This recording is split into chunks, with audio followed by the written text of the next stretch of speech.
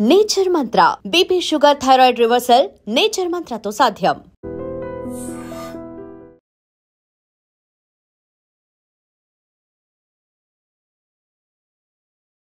నమస్తే, welcome to iDream.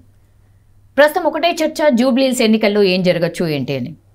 మనతో పాటు బీఆర్ఎస్ పార్టీకి సంబంధించిన స్పోక్స్ పర్సన్ కర్నె అరవింద్ గారు ఉన్నారు. ఒకసారి మాట్లాడే ప్రయత్నం చేద్దాం. వాళ్ళు కూడా గ్రౌండ్లో పెద్ద ఎత్తున ఎవరైనా ప్రచారంలో ముందు వరుసలో ఉన్నారు ఆరు ముందంజలో ఉన్నారు అంటే బీఆర్ఎస్ పార్టీ అని అందరూ కూడా మాట్లాడుతున్నారు. ఒకసారి మాట్లాడే ప్రయత్నం చేద్దాం.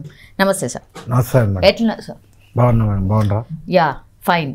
మీరు కొంచెం గ్యాప్ తీసుకొని మా కోసం కేటాయించిండ్రా టైం? మీరు కూడా జూబ్లీహిల్స్ ఎన్నికల ప్రచారంలో ఉన్నారా? మేడం ముందుగా నమస్కారాలు మేడం. ఇవాళ హరీష్ రావు గారి ఫాదర్ మరణించడం చేత కంప్లీట్గా ఎలక్షన్ అంతా కూడా అంటే ఈ ప్రచారం అది కొద్దిగా కొంచెం మా నాయకులందరూ కూడా మా పార్టీలో ముఖ్య నాయకుడు కాబట్టి ఆయన దగ్గర పోవడం చేత కొద్దిగా అంటే మార్నింగ్ చేసుకున్నారు. ఓకే, ఈవినింగ్ ఏదైతే ఉందో అది కొద్దిగా ఆపేసిండ్రు. అయితే ముఖ్యంగా జూబ్లీహిల్స్ ఉప ఎన్నికకు వస్తే, జూబ్లీహిల్స్ ఉప ఎన్నికల్లో మాకు వెంగళరావు నగర్కి సంబంధించి ఆ డివిజన్ ఇన్ఛార్జిగా మా ఇబ్రహీంపట్నం మాజీ ఎమ్మెల్యే మంచిరెడ్డి కిషన్ రెడ్డి గారికి, మంచిరెడ్డి ప్రశాంత్ రెడ్డి గారికి, మా నాయకులందరికీ కూడా ఆ డివిజన్లో ఇన్ఛార్జిగా నియమించడం జరిగింది. మేము రోజు గత 10 రోజులుగా క్షేత్రస్థాయిలో ఉండి మేము మాట్లాడుతూ ఉన్నాం మేడం. మేము ఏదో మాట్లాడాలి అని చెప్పి మేమేం మాట్లాడతలేం, కానీ సహజంగా ప్రభుత్వం పైన వ్యతిరేకంగా కొంతమంది మాట్లాడతారు. కానీ దురదృష్టము ఇంకేందో, కానీ ఈ ప్రభుత్వానికి కేవలం 2 సంవత్సరాల లోపలనే, 2 సంవత్సరాలు కూడా ఇంకా పూర్తి కాలేదు, 2 లక్షల కోట్ల రూపాయలు అప్పు అయ్యింది అనేటువంటి విషయాన్ని ప్రజలు అర్థం చేసుకున్నారు. ప్రజల డొమైన్లో ఇవన్నీ అంటే ఇంత అప్పయింది, ఒక పెండింగ్ ప్రాజెక్ట్ పూర్తి చేయలేదు, తర్వాత ఒక కొత్త ప్రాజెక్ట్కి శ్రీకారం చుట్టలేదు, అవ్వాతాతలకు ఇస్తామన్నటువంటి 4,000 రూపాయలు పింఛన్ ఇస్తలేరు, ఆ తర్వాత ప్రతి ఒక్కరికి 18 సంవత్సరాలు నిండినటువంటి వాళ్ళకు 2,500 రూపాయలు ఇస్తాము అన్నారు, అవి ఇవ్వట్లేదు. పేద వర్గాలు, దళితులు, పేదరికంలో అత్యంత పేదరిక వాళ్ళు, అణగారిన వర్గాల్లో అత్యంత అణగారిన వర్గాలు, అణిచివేత గురైనటువంటి వాళ్ళు, అత్యంత అణిచివేత గురైనటువంటి వాళ్ళు ఎవరు ఉంటారు అంటే దళితులే ఉంటారు. దళితుల దరిద్రం అంతం కావాలి, అదే మా పంతం కావాలి అని చెప్పి కేసీఆర్ గారు మానవీయ కోణంలో వాళ్ళకు 10 లక్షల రూపాయలు ఇస్తే, ఈయన అవన్నీ కానీ హామీలు ఇచ్చి 12 లక్షల రూపాయలు ఇస్తాము అని చెప్పి అన్నాడు. అవి ఇవ్వకుండా మేము ముఖ్యంగా బస్తీలో నివసించేటువంటి క్రమంలో, బస్తీలో ప్రచారం చేసేటువంటి క్రమంలో బస్తీలో ముఖ్యంగా మెజార్టీగా ముస్లింలు ఉన్నారు మేడం. ఆ ముస్లింలు మాట్లాడుతూ ఉన్నారు. మొన్న లాస్ట్ శనివారం రోజు సునీతమ్మ గారిని మేము మాకు ఏదైతే ఇన్ఛార్జ్ ఇచ్చిండ్రో దానికి ఆ డివిజన్ తీసుకొని పోయినాం. ఆ బూత్కి, నాకు సంబంధించినటువంటి బూత్కి తీసుకుపోయినాం. తీసుకపోతే ఆ మహిళలందరూ కూడా అంటున్నారు, ఆ రోజే బాగుండేనమ్మా, ఆ రోజే గొప్పగుండేనమ్మా, ఇవాళ ఈ ప్రభుత్వం వచ్చిన తర్వాత చాలా దారుణమైనటువంటి స్థితిలో ఉన్నామమ్మా, ఇవాళ దేకో దేకోరే బాబా షేకు బాబా బేటి షాదీ ముబారకులతో మురిసిపోయినటువంటి మా బస్తీ ఇవాళ దివాలు తీస్తూ ఉన్నది, ఎదురు చూస్తూ ఉన్నది అనేటువంటి విషయానికి, పెళ్ళైతే మేనమామ లేక కట్నం ఇచ్చినటువంటి కేసీఆర్ మాకు ఉండాలి. ఇవాళ బస్తీ దవాఖాన్లు కూడా లేనటువంటి నేపథ్యం ఉంది. ఒకవేళ ఉన్నా కూడా దాంట్లో సరైనటువంటి మందులు లేనటువంటి పరిస్థితి ఉంది. ఏమంటారు, ఎక్స్పైరీ అయిపోయినటువంటి మందులు వాడుతున్నటువంటి నేపథ్యం ఉంది. ముఖ్యంగా మా బస్తీల్లో వెంగళరావు నగర్ సంబంధించి గవర్నమెంట్ స్కూల్ ఉంటుంది మేడం. ఆ స్కూల్ పక్కన కంప్లీట్గా ముస్లిం ఏరియా ఉంటుంది. దాంట్లోనే నేను దాంట్లో పనిచేస్తున్నాను, ఇన్ఛార్జ్గా పనిచేస్తున్నా. వాళ్ళు వారానికి కూడా ఒకసారి నీళ్ళు వస్తలేవంట మేడం. కేసీఆర్ గారు ఉన్నప్పుడు గొప్పగా ఉండే, కేసీఆర్ గారు ఉచితంగా మాకు నీళ్ళు ఇచ్చిండు, అడగకుండానే. ఇవాళ వస్తలేవంట మేడం. మేమున్నప్పుడు ఉచితంగా నీళ్ళు ఇచ్చినాం. హైదరాబాద్తో పాటు మిషన్ భగీరథతోని పట్టణానికి, పల్లెలకు ఉచితంగా నీళ్ళు ఇచ్చిన మిషన్ భగీరథతోని ఇవాళ ఆ నీళ్ళకు కూడా పన్నేస్తున్నటువంటి నేపథ్యం ఉంది. వస్తున్నాయి, ఎప్పుడో 4 రోజులకు 5 రోజులకు వారం రోజులకు ఒకసారి వస్తున్నాయి. ఇంకా దౌర్భాగ్యం ఏంటంటే దేదీప్యారెడ్డి గారు కార్పొరేటర్ వెంగళరావు డివిజన్, మాతో పాటు ఒక ముస్లిం వ్యక్తి అక్కడ లోకల్ మాతో పాటు ఇన్ఛార్జ్గా పనిచేస్తాము. వాళ్ళ ఇంటి దగ్గర మేడం లైట్ లేదు, 20 రోజులు అవుతా ఉన్నది. 20 రోజుల నుంచి కూడా ఆ పార్టీ కార్యకర్త, బీఆర్ఎస్ పార్టీ కార్యకర్త అని చెప్పి 20 రోజుల నుంచి కనీసం లైట్ లేయట్లేదు మేడం. ఇది మీ పార్టీకి సంబంధించిన వ్యక్తి కాబట్టి అని వేస్తలేనటువంటి పరిస్థితిలో ఇవాళ ఈ ప్రభుత్వం అటువంటి నేపథ్యం ఉంది. అంతేకాకుండా గత ప్రభుత్వంలో మేము 6 కోట్ల రూపాయల కమ్యూనిటీ హాల్ కోసం ఫండ్ రిలీజ్ చేస్తే ఇది ఆ వాళ్లకు క్రెడిట్ పోతుంది అనేటువంటి ఆలోచన లోపల ఇవాళకి ఆ కమ్యూనిటీ హాల్ పూర్తి చేస్తలేనటువంటి నేపథ్యం కూడా చాలా స్పష్టంగా కనిపిస్తుంది. మీరు ఒక్క కమ్యూనిటీనే బేస్ చేసుకొని వాళ్ళని కన్ఫ్యూజ్ చేస్తున్నారు అంటే డైరెక్టే చెప్తున్నా, ముస్లిమ్స్ని బేస్ చేసుకొని ముస్లిం ఓటర్సే కీలకం కాబట్టి వాళ్ళని కన్ఫ్యూజ్ చేస్తున్నారు, మీ వైపు డైవర్ట్ చేసుకుంటున్నారు అనేది ఒక పెద్ద చర్చ. మేడం నేను ఎందుకు అన్నమాట మీరు బాగా గుర్తించారు,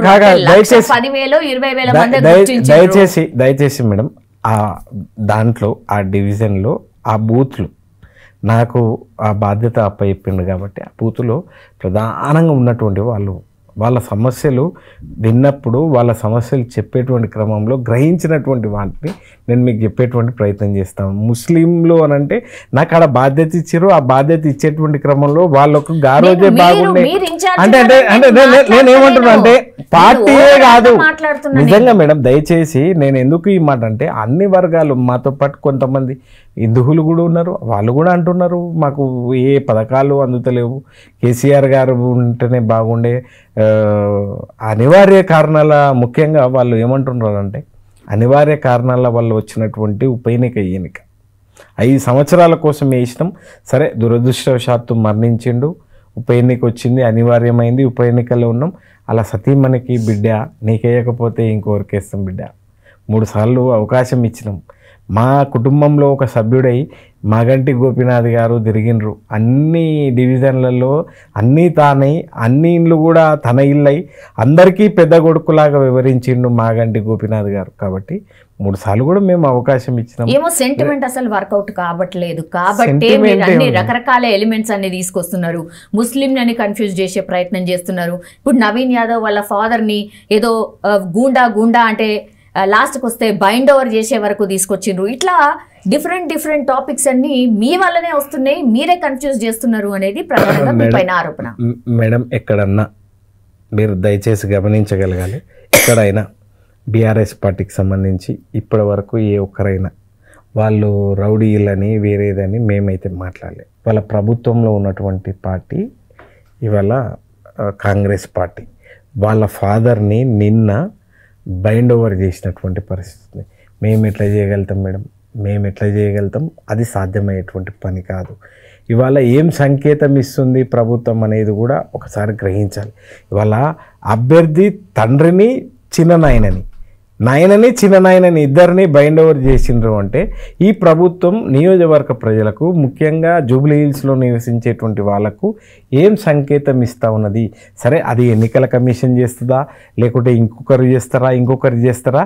ఇవాళ క్షేత్రస్థాయిలో వినాలి ఇక్కడ క్షేత్రస్థాయిలో ఉన్నటువంటి వాళ్ళకు అర్థం అవగతం కాదు మేడం. ఎందుకంటే వాళ్ళు కేవలం ఒకటే చూస్తారు, బైండ్ ఓవర్ చేసిండ్రు. ఎందుకు బైండ్ ఓవర్ చేస్తున్నారు? నిజంగా ఒక బిడ్డనికి ఎందుకు చేస్తలేరు, లేకుంటే వాళ్ళ కుటుంబాన్ని ఎందుకు చేస్తలేరు, లేదు ఇంకొక వ్యక్తిని ఎందుకు చేస్తలేరు, వీళ్ళనే ఎందుకు చేస్తూ ఉన్నారు అనేటువంటి ఆలోచన లోపల మాత్రం ఇవాళ అందరూ చదువుకున్నటువంటి వాళ్ళు సోషల్ మీడియాని చూస్తూ ఉన్నారు, వీళ్ళందరూ ఆలోచన చేస్తూ ఉన్నారు. సరే అక్కడికి ఎవరు చేస్తుండ్రు అనేది ఒక నిమిషం పక్కకు పెడతారు.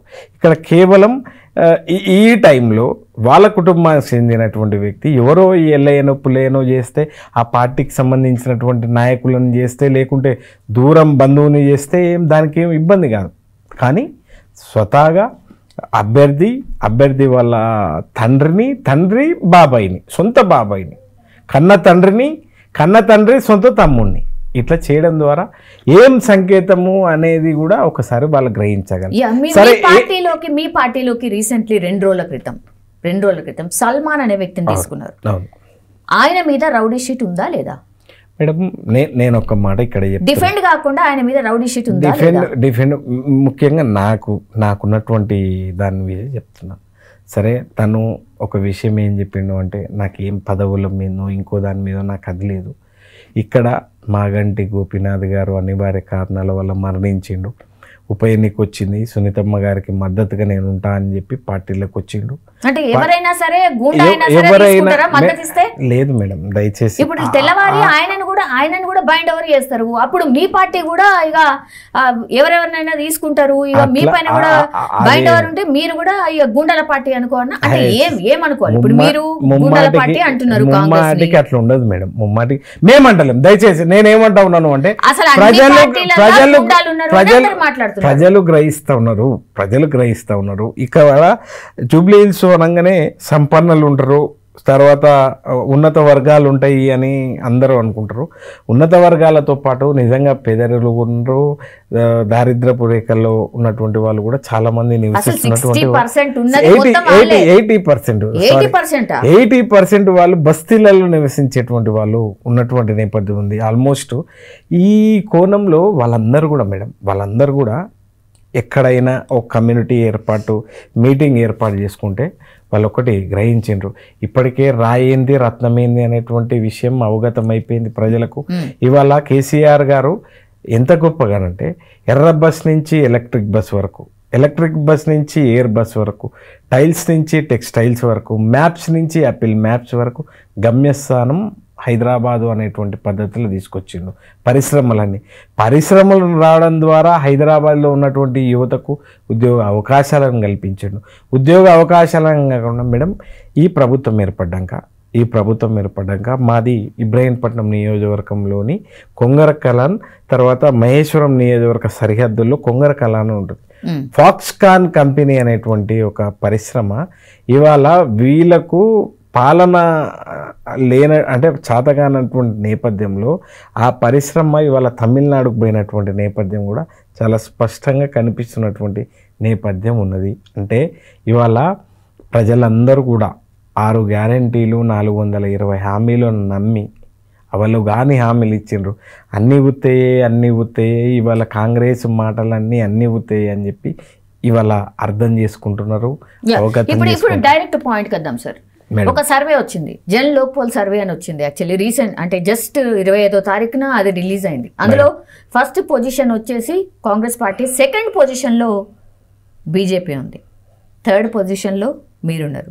ఓట్ల శాతం కూడా చాలా డిఫరెన్స్ ఉంది. ఈ సర్వే గతంలో అంటే అసెంబ్లీ అట్లాగే పార్లమెంట్ సర్వే చేసినప్పుడు ఎగ్జాక్ట్ ఫిగర్స్ ఇచ్చింది. మరి ఇది కూడా కరెక్ట్ అవుతుంది అనుకోవాలా? అసలు ఏంది మీరు కిందికి వెళ్ళిపోయిన రేడియా సర్వేలా? మీరు క్యాంపెయినింగ్ చేస్తున్నారు, గ్రౌండ్లో ఉన్నారు, కానీ ఓటు పడనటువంటి సిచ్యువేషన్ ఉందా ఏంటి? మేడం సర్వేలలో ఎట్లుంటుంది అంటే నాకున్నటువంటి పరిజ్ఞానం ప్రకారం మాట్లాడుతూ ఉన్నా. సర్వే డిఫరెంట్ సర్వేలు చేస్తారు కూడా సహజంగా. అది ఈ పర్టికులర్ నియోజకవర్గం ఏం కాదు, అది ఏ నియోజకవర్గమైనా కానీ ఆ ఎన్నికలు జరిగేటువంటి క్రమంలో డిఫరెంట్ వాళ్ళు డిఫరెంట్గా సర్వే చేస్తారు.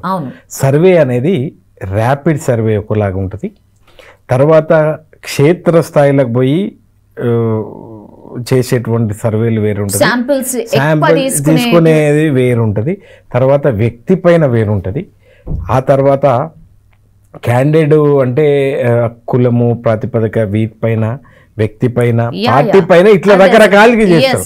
కానీ ఇప్పుడు ఏ సర్వేలు అంటే మాకున్నటువంటి సమాచారం మేరకు ఇవాళ సరే వాళ్ళు ఎవరు 20వ తారీఖు నాడు ఏమి ఇచ్చిండ్రు అనేటువంటిది సరే నా వరకు అయితే రాలేదు. సరే అది ఏమేది ఉందో తెలియదు, కానీ ఇప్పటికైతే మాగంటి గోపీనాథ్ గారి సతీమణికి అద్భుతంగా ఉన్నది అనేటువంటి విషయం మాట్లాడుకుంటారు. ఎందుకు అంటే దాన్ని గ్రౌండ్ చెప్తా ఉన్నా.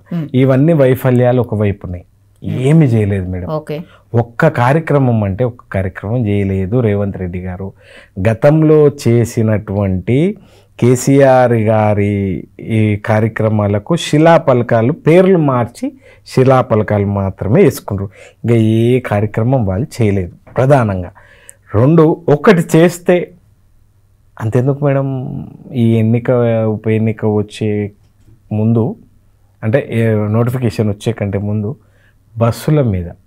బస్సులలో ₹1 కాదు ₹2 కాదు దాదాపుగా ₹20 పెంచి ఇవాళ పేదవాళ్ళ నడ్డి విడుస్తున్నటువంటి నేపథ్యాన్ని కూడా ఇవాళ సామాన్యులు గ్రహించరా మేడం? దయచేసి ఆలోచించారా? సామాన్యులు నిత్యం బస్సులలో ప్రయాణం చేసేటువంటి వాళ్ళపైన కూడా చేసిండు. ఎందుకు ఈ కక్ష రేవంత్ రెడ్డి గారికి కేవలం హైదరాబాద్లోనే ఎందుకు పెంచిండు అని అంటే, ఇవాళ హైదరాబాద్లో మీరు గమనిస్తే గ్రేటర్ హైదరాబాద్లో ఒక్క ఎమ్మెల్యే సీటు కూడా రాలేదు ఆయనకు. ఏమంటారు, కార్పొరేటర్లో ఒకటి, అది ఎల్బీ నగర్ నియోజకవర్గానికి అక్కడ బీజేపీ కార్పొరేటర్ మరణిస్తే రాజశేఖర్ రెడ్డి గారు ఒక్కరు కార్పొరేటర్ అయ్యారు. ఇక ఏవి జరగలేదు, ఈడ ఏం చేసినా నడుస్తుంది అనే ఆలోచన చేశారు. గ్రామీణ ప్రాంతాల్లో ఎందుకు పెంచలేదంటే, రేపు స్థానిక సంస్థల ఎన్నికలున్నాయి, ఒకవేళ ఇవన్నీ చేస్తా ఉన్నాం, ఇది కనుక చేస్తే మనకు అసలే అవి ఉండవు అనేటువంటి ఆలోచన లోపల వాళ్ళు చేయలేదు. మేడం నిజంగా మీకు అంటే మీరు సుదీర్ఘకాలం నుంచి జర్నలిజంలో ఉన్నారు. ఒక ఎన్నిక ఇవాళ మాగంటి గోపీనాథ్ గారు చనిపోయినరు, ఆయన పదవి కాలం ఏం ముగియలేదు, కానీ చనిపోయినాక అనివార్యంగా ఉప ఎన్నిక వచ్చింది. ఇవాళ రేపు డిసెంబర్ వస్తే సర్పంచులు లేక ఈ రాష్ట్రంలో 2 సంవత్సరాలు అవుతుంది, ఎంపీటీసీలు లేక ఈ రాష్ట్రంలో 2 సంవత్సరాలు అవుతుంది, జెడ్పీటీసీలు లేక ఈ రాష్ట్రంలో 2 సంవత్సరాలు అవుతుంది. అంతెందుకు మేడం, కౌన్సిలర్లు చైర్మన్ లేక 1 సంవత్సరం పైచులకేమో అవుతుంది. ఇంతకాలం ఉండొచ్చునా ఈ ప్రజాస్వామిక దేశంలో? ఇది ఉండొచ్చునా మేడం? ఇవాళ పరిపాలన వీళ్ళందరూ ఎందుకు ఎన్నుకోబడాలి, ఎందుకు వీళ్ళని ఎన్నుకుంటాం మనం? ఇలా అవసరం లేనప్పుడు డైరెక్ట్గా వీళ్ళే అంటే ఇక్కడ ఈయనకు నష్టం జరుగుతుంది అనేటువంటి ఆలోచన లోపల, ఒకవేళ వీళ్ళు మనకు అది లేకపోతే ఈ ప్రభుత్వం చాలాసేపు కొనసాగదు అనేటువంటి ఆలోచన లోపల వాళ్ళు ఎన్నికలు పోతలేరు. ఎన్ని అది చేసిండ్రు మేడం అంటే గ్రహిస్తలేరు అనుకుంటారా? ఇవన్నీ వాళ్ళ ప్రజల డొమైన్లో ఉన్నాయి మేడం, రాసుకుంటున్నారు అంటే వాళ్ళు ఈ ప్రభుత్వం. మేడం మీరు ఏమంటున్నారు అంటే, ఈ కేసీఆర్ గారు బీఆర్ఎస్ కి ఓటు ఎందుకు వేయాలా? 1 2 3 టైం అయిపోయింది. గొప్పగా మేడం, 1 కాదు 2 కాదు 3 కాదు, రాస్తే రామాయణ చెప్పుకుంటే చరిత్ర. ఆకాశంలో సుక్కలు లెక్క పెట్టుడు ఈజీ అయిపోయినాయి, కానీ కేసీఆర్ గారు ప్రభుత్వం ఉన్నప్పుడు కేసీఆర్ గారి సంక్షేమ పథకాలు లెక్క పెట్టుడు ఈజీ అయిపోయింది.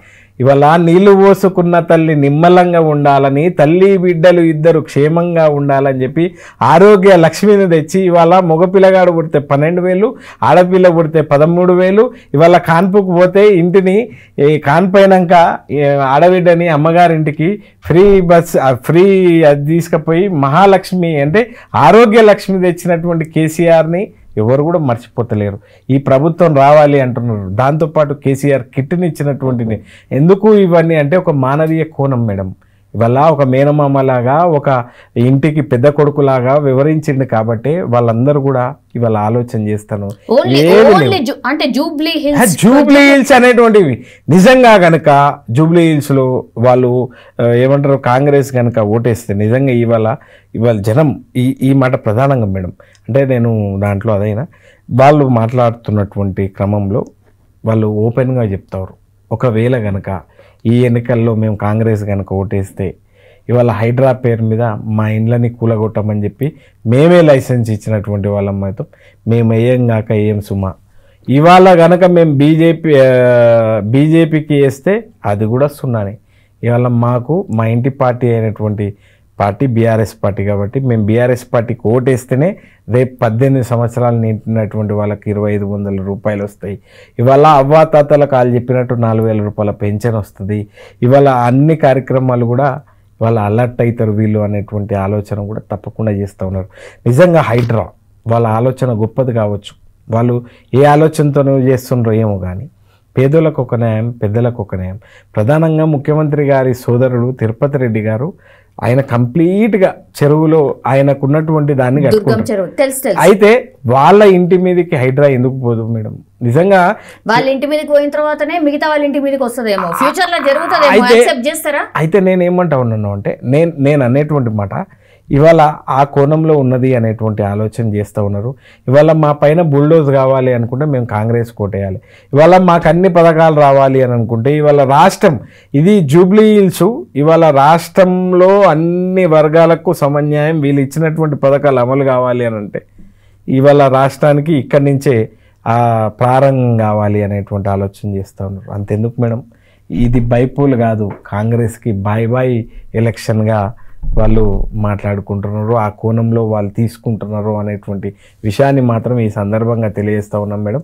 ఇవాళ జూబ్లీ హిల్స్లో ఉన్నటువంటి 4 లక్షల కొత్త ఓట్లతోని 4 లక్షల ఓట్లు ఇప్పుడు ఉన్నటువంటి నేపథ్యం ఉంది. నా అప్పీల్ ఐ డ్రీమ్ ద్వారా ఏంది అని అంటే అందరూ ఇవాళ జూబ్లీ హిల్స్లో నివసిస్తున్నటువంటి వాళ్ళందరూ కూడా ఈ 4 లక్షల మంది అందరూ కూడా ఏమంటారు పోలింగ్లో పాల్గొని మీకు భారత రాజ్యాంగం కల్పించినటువంటి మీ హక్కుని వినియోగించుకోవాలి. డాక్టర్ బిఆర్ అంబేద్కర్ గారు ఎంత గొప్పగా రాజ్యాంగం అంటే మన ఓటు హక్కుని అది చేసిందంటే ఇవాళ ప్రధానమంత్రి అయినా పారిశుద్ధ కార్మికుడైనా ఇద్దరు కూడా లైన్లో పోయి ఓటేసేటువంటి అవకాశాన్ని ఇవాళ కల్పించినటువంటి అది మనకు ఉన్నటువంటి నేపథ్యం ఉంది. అది ఓటు హక్కు కాబట్టి మీ అందరూ కూడా వచ్చి మీరు పాల్గొని మీ అభిప్రాయంలో వాళ్ళకు ఓటు వేయవలసిందే. ఎవరు మనకు సరైనటువంటి నాయకుడు, అది వస్తే మనకు నియోజకవర్గం బాగుపడుతుంది అనేటువంటి ఆలోచన చేసి పరిజ్ఞానంతో ఇవాళ మోసపోతే గోసపడుతూ ఉన్నాం. దయచేసి అప్రమత్తం కావండి, గొప్ప ఒక మంచి అభ్యర్థిని ఎన్నుకోవండి అనేటువంటి విజ్ఞప్తి మాత్రం నేను ఈ సందర్భంగా తెలియజేస్తాను.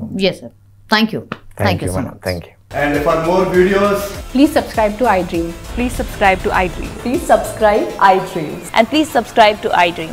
For more videos, subscribe to iDream. please like, share and subscribe to the channel. Congratulations, iDream. Subscribe to iDream. Subscribe to iDream. So subscribe to iDream Media. iDream ki iDream team andarki huge congratulations. Please subscribe iDream Media. Please subscribe to iDream. Subscribe iDream. Please subscribe to iDream. iDream అంటే నా కళల channel subscribe చేసుకున్న నోరు తిరుగుతలేదు, మీరైతే గంట గుర్తు కొట్టండి. For more such videos, please subscribe to iDream. Subscribe to iDream. Please subscribe to iDream. Please subscribe iDream Media. Please do subscribe to iDream. Please subscribe to iDream Media. For best entertainment and information, please subscribe iDream. And don't forget to subscribe to iDream.